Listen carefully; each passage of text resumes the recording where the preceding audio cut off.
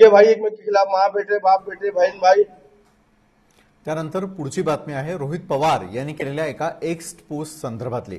X post मध्ये त्यांनी आपलं मत मांडत असताना मतदार याद्यांमध्ये एक नव्हे तर अनेक पद्धतीने घोळ करण्याचं काम हे सत्ताधारी पक्षाकडून सुरू असल्याचा आरोप त्यांनी केलाय। आपल्या विरोधी उमेदवारांच्या वॉर्डातील मतदारांची नावं इतरत्र टाकण्यासह आपल्याला सोयीस्कर पडेल अशा पद्धतीने वॉर्डात बोगस मतदार नोंदवले जात आहेत।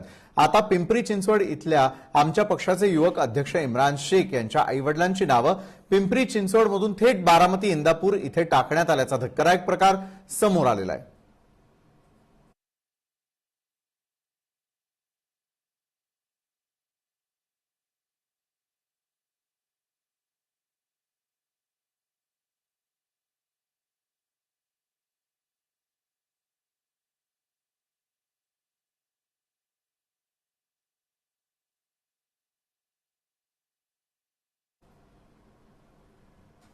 त्यानंतर